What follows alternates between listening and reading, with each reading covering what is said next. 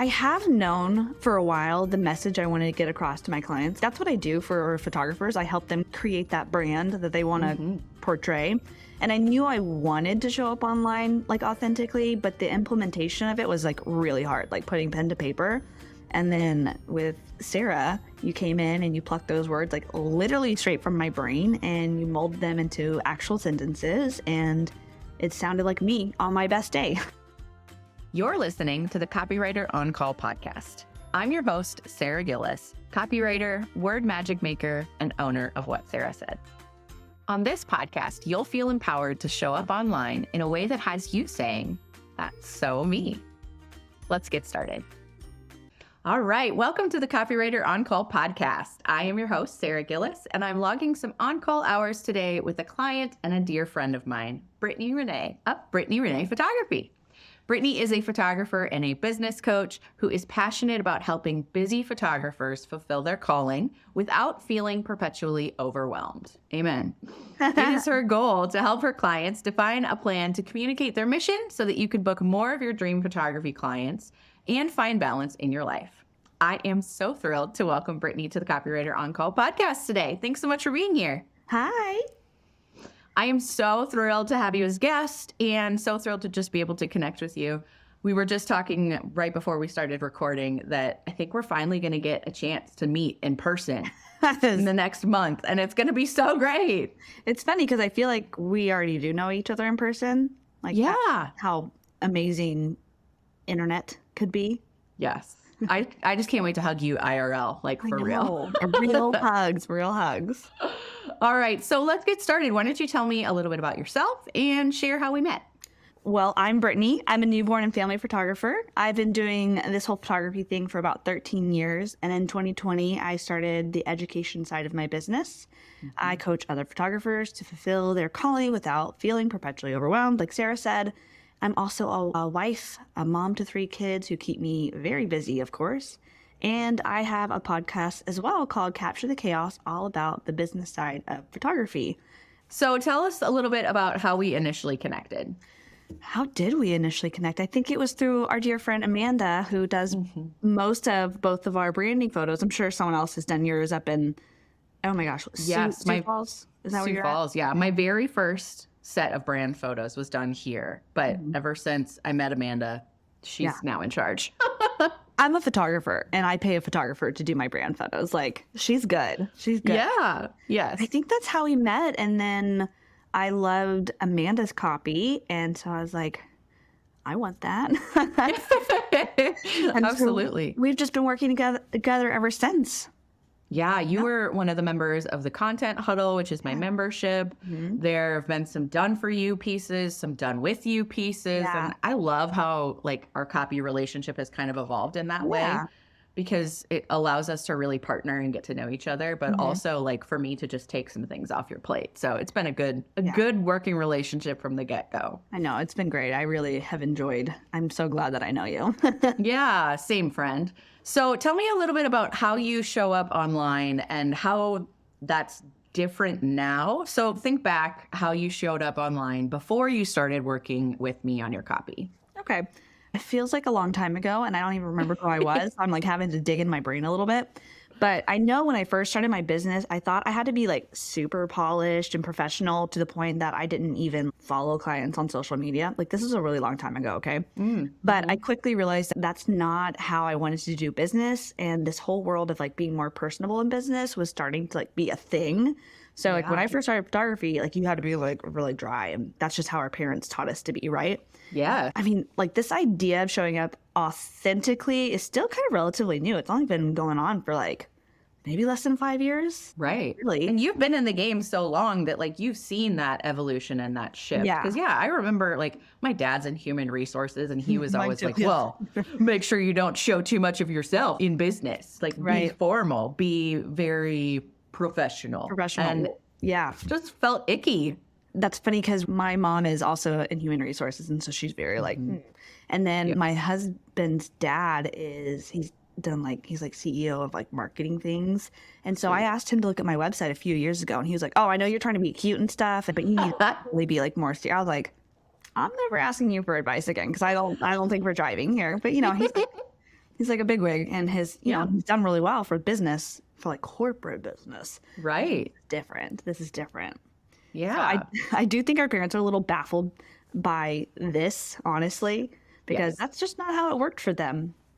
Yes. And I mean, it's not how it's working for us anymore. And I think that there's so much more freedom in the way that we approach business. Yeah. And we have the flexibility and the ability to point to ourselves and say, look, I'm a solopreneur. I'm a mama. I'm a wife. I'm a busy person. And I just want to show up and be real with people and not have to hide any of the mess in the corner. I think it's a really beautiful piece to kind of have this evolution and to be in this space, because I'm sure there was a lot of constricting feelings that the older generation had. I mean, think about how, I can't speak for everybody, but I know like it was even like in the 90s when we were growing up, it was the dads work and the moms take care of the kids, even though the moms had jobs, right? Yeah. And now, like, my husband's like super involved with the kids. Like, sometimes I don't even know what's going on with some of their activities. I'm like, oh no, he's in charge of that, you know, like he's very present. And so it just kind of gives us, we just are making our own rules, and it's kind of cool. Yeah, I love that. And I think it extends beyond business, right?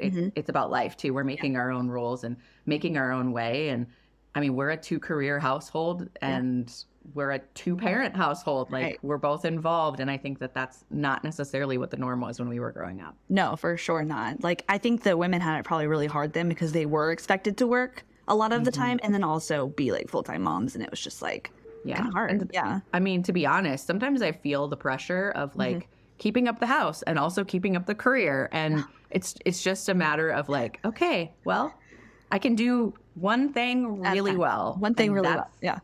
That's going to be my kids from time to time. And that's going to be my business from time to time. And everything can evolve.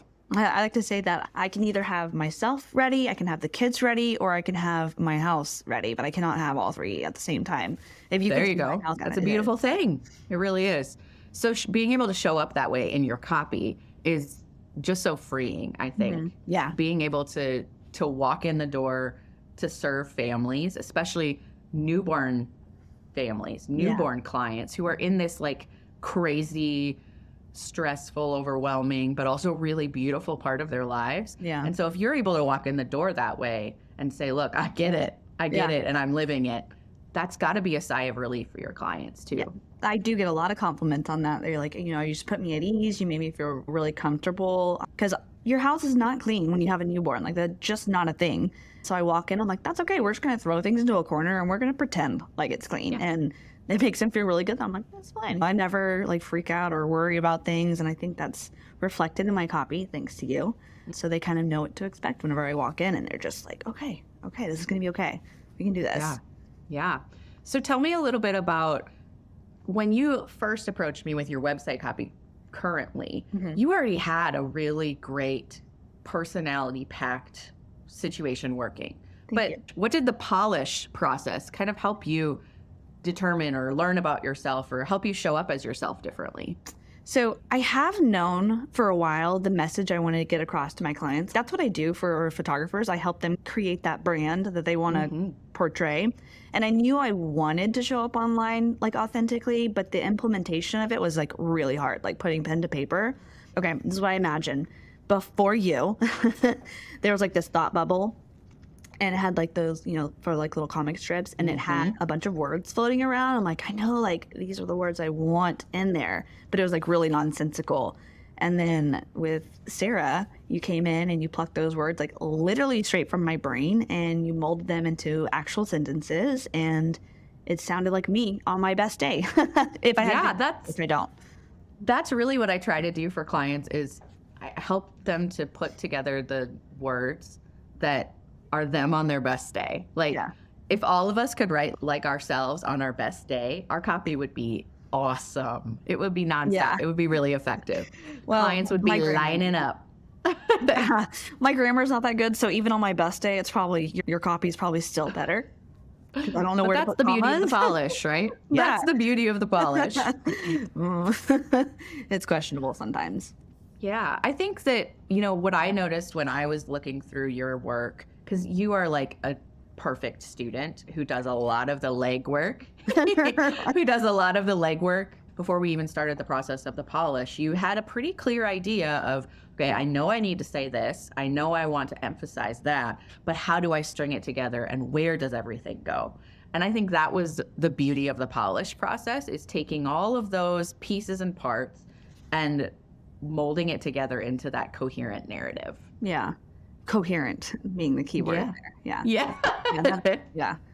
I'm really, really bad about being coherent about things. I think that like any busy mom and business owner, we have these brilliant moments and these brilliant thoughts. And then it's like, okay, but what do I do with that now? Like it just comes out of nowhere. And then it's like, oh, somebody needs a snack. Somebody needs a refill. Somebody's injured.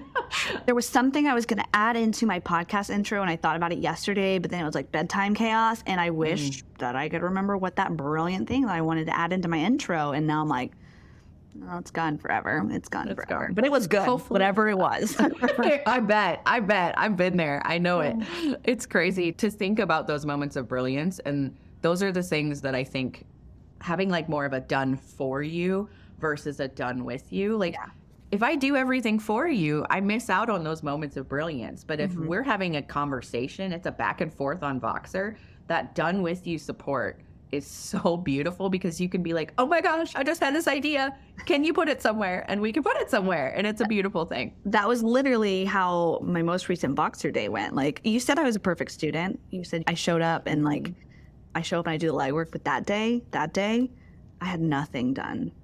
Well, Nothing. you are fooling me, girl. No, you pulled all that out of me. I think it was my coaching page. And I was like, Sure. whoops, I didn't have time to prepare before this meeting with Sarah. So you pulled it all out, and like it went from nothing to something. It was incredible. Yeah, I love that. And I love the Voxer support days. They're also called Copywriter on Call, just like this podcast. But I love the Voxer support days because it's not like you're chained to your computer all day. It's just that back and forth at your leisure. And I can workshop with you in Google Docs, but I can also voice message with you in Voxer. And it's like both of us are working and collaborating. And I love the conversations and the questions that come out of that. It's a really cool thing to watch something take shape from nothing. Yeah. Yeah. You're kind of like therapy, but Love that. Love that. Totally not trained that way, but I will serve in that capacity. So whether it was website copy or the sales page we've been talking about, what was something that I wrote for you or that I integrated into your copy that had you feeling like, wow, that is so me? Okay, can I say everything? No, but I do have one thing like specific that I just like remember that moment.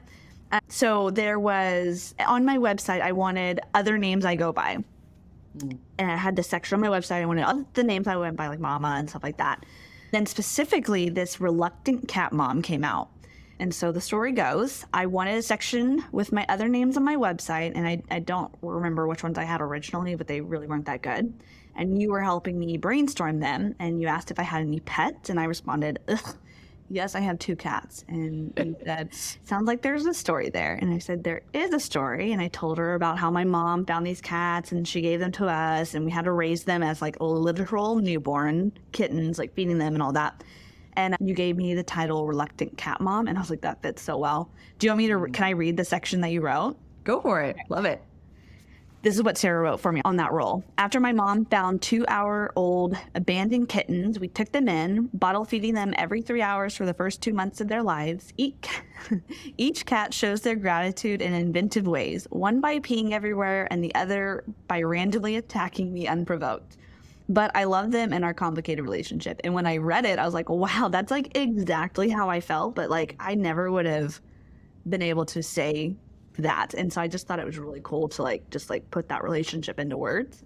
Yeah. Good And job. I love that, like, thank you. I love that that's like the most random thing So ever. random. But it like it's an endearing fact about you, right? Like people who also have cats or who have experienced cats that might not be the most welcome visitors or pets in their house, like they can see themselves in that story. Yeah. And that's what I really love. Yeah. And it was funny because we were doing Boxer and I was actually at a hockey game, like reading when you sent it through. And I was like, Jimmy, look at this. And he was like, yeah, that's good. That's good. Like, why are you like freaking out right now? Because we're at a hockey game hanging out. And it was just kind of a funny, like, it's burned in my memory for some reason now.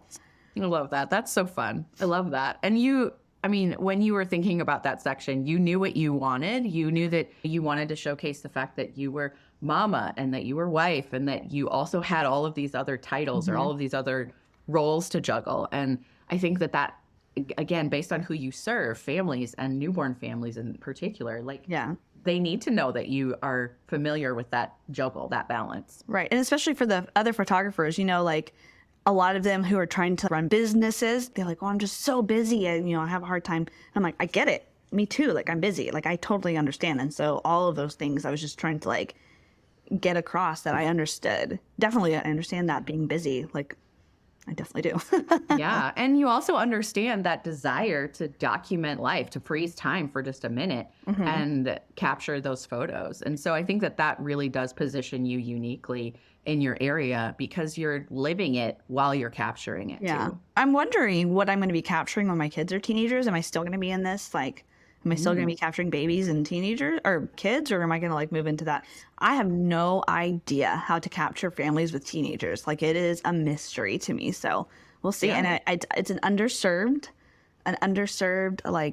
community, I guess. You don't get that many photos of your teenagers. So I'm really curious to see if I move into that as my kids get older and I'm living in that then.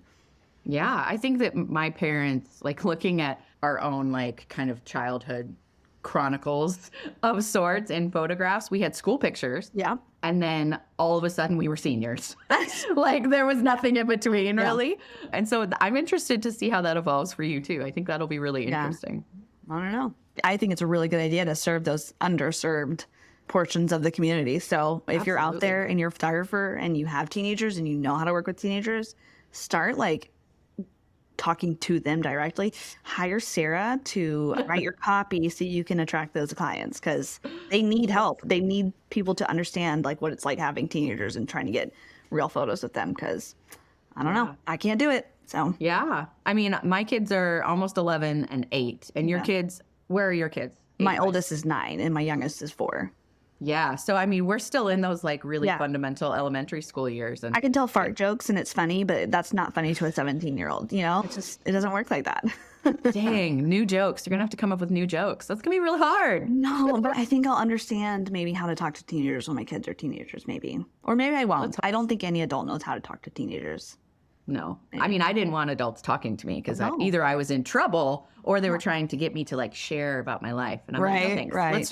Let's just not. Okay. So what kind of impact has working with me on your copy had on your business, either financial or otherwise, just in kind of helping you show up online and attract your ideal client? So we've already kind of talked about this a little bit, but I'm going to kind of dive into that Boxer day where I wasn't prepared at all. So we did that Boxer day and we actually had to push the date back a few times just because, various life things. I was busy, you were busy. I don't know. Things were going on. So we finally came time for us to chat and I wasn't prepared. I did not know what I was doing. I was I knew I needed this, but I was not ready. So I had intended to write notes and get ready. So when we dove into it, I actually had something kind of when you wrote my website copy, you were able to actually see something. I had nothing. All right. So this particular copy was going to be dedicated to my one-on-one coaching page. And first of all, I had a little bit of an idea of what I wanted my coaching layout to be, but I was still pretty lost. And so, I came into that day of Voxer with nothing. I very clearly should have had something ready to go because we had already pushed it back. I should have had time. So seriously, busy season, busy life. Always. There's not a busy season at this point. So you start asking me questions about the purpose and what I want to accomplish. And literally within 6 hours, I knew exactly which photographers I'm trying to attract. I knew what I wanted them to learn. And I had copy for that coaching page. And it was business therapy because I went in pretty loose and confused on what I wanted. I had an idea. I just wasn't quite sure where I was going with it. And so you're so much more than a copywriter. And I'm not sure if this is something you offer or if I'm just a hot mess express and it happens you help me, but you helped actually create an offer. I know that's not necessarily part of the copywriter's job. You really honed in on this offer that I was trying to. Maybe it was in my head and you were just able to pull it out. I'm not sure, but so I would say you got me organized in a way that no one else was able to. Yeah, I love that. And I think, it is a copywriter's job to make sure that all of the pieces are in place and all of the specifics are something that I know. And so I think by proxy, like when I was asking you, okay, well, what's included in this offer? What kind of bullet points can we pull out here? And I think that when we were going back and forth about that, you were crystallizing those things for yourself and for me at the same time. Yeah.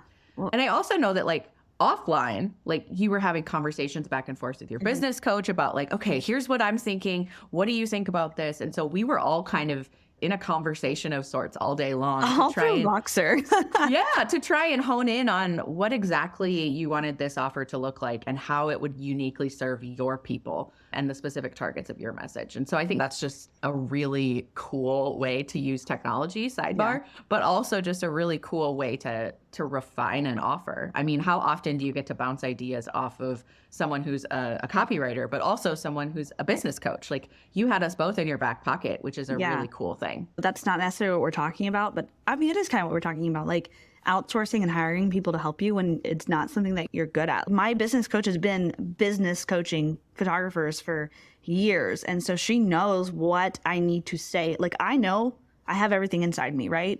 She knows what I need to say in order to attract those clients. And you know the words in which to say to attract people. And so it's just like when you're not good at something, you might have the knowledge, but you need other people to help you, right? Like you can't do everything yourself. I DIY'd my business for a really long time, but it wasn't until I started outsourcing and paying people who were smarter in areas than I was, that's when things started like taking off. So I can't say exactly that my copy from Sarah is what made me start making more money in my business, but it's not what made me make more money. Like all those things at once, whenever I started investing in my business and getting serious about things, all of it just came together. And last year was my first 6-figure year as a business owner, and that was really cool. Especially being a photographer, a family photographer. It's not like wedding photographers where you charge like a lot of money. And I wouldn't say easy to make 6 figures, but as a family photographer, I feel like making 6 figures is like a pretty big feat. Yeah, and it's probably comparatively more easy in the wedding industry because you're charging that high ticket price because you're providing that level of service, all day coverage. Yeah. Right. But I think that you provide that elevated level of service even in your family and newborn sessions, even though it's much, much shorter than you just a wedding day. Have to do more in order to get that because it's not 8 hours of photos that would be exhausting to take your photos of your kids for 6 hours. Right, of course. But you are providing that client experience that makes your people crave that opportunity to work with you, which is a really cool thing. So the year I hired Sarah was the year I wrote 6 figures, just saying. Soundbite. Mic drop. There we go. Oh, you're such a dear. For sure. I love that so much. Anything else that you want to share with people, especially if they're in that photography space, about how they can kind of use their words to show up as themselves, to kind of let go of those teachings we had when we were kids of making sure that you're kind of stiff and formal? Any other experiences that you've had about what it just feels like to show up as yourself, whether it's on Instagram or on your website? Well, I'm not on Instagram right now because I'm taking a 40 or 60? I don't remember how many days hiatus. And so that was like a big, I am a big Instagram user. A lot of my businesses come from Instagram and not necessarily my business, it's more like the connection that I've made with people because I showed up as myself. And that's really easy to do on Instagram. So it was kind of hard, but I was able to prove to myself that my copy was able to stand, like my website, my copy, and my emails and all that were able to stand on their own with my brand, with my personality. And I'm a real big proponent of, I feel like these two things go hand in hand, of creating your brand as a business owner, not just a photographer, but as anyone. Like you need a brand, you need your why, you need to know who you're serving, what your brand voice is, which I know Sarah does some helping with that. So like just being able to show up and know, because the way I talk to my clients attracts the clients that I want to work with. And if I didn't know what my brand was and who my client was, then I wouldn't be able to do that. Right. So right. Of course. And I think for photographers, it's easy to fall into the trap of, well, this works for this person. So why not just try and duplicate what they're doing? Right. But it's your unique spin on it that really brings your clients, your people to you. But who knows if it's actually working for them, because Like, it True. might just look like it's working. Just because someone has like 20,000 followers and they're getting lots of likes does not mean that they have a profitable business. I only Right. have like 2,000 followers and I'm doing pretty good. Absolutely. So, Good enough to take a break from yeah, Instagram and not sweat over it. I mean, I'm sure that you miss the community and the I do. engagement, I really but do. at the same time, like, way to hit that reset button. I love Yeah. that. I've gotten so much other stuff done. Everything that's coming out of my business right now is from me. It's not from what I'm seeing from other people. I can't put blinders on when I'm on Instagram. I'm like, ooh, what's that person doing? That looks like a really smart idea. Maybe it's not a smart idea. Like, things are going better now that I'm not looking at other people than it was whenever I was having like all these squirrel moments looking at like, ooh, oh, they're doing that reel. That's a good idea. Oh, they're doing that. They're doing this method. Oh, they're putting out a group coaching, which I did, by the way. Like, I'm going to be real honest. I tried to do group coaching. It didn't work. And I realized why. Once I put those blinders on, this is what I need to be doing. I need to be doing one-on-one coaching with people. And Yeah. all that was because I was looking at other people and what they were doing. And just things are going a lot better now.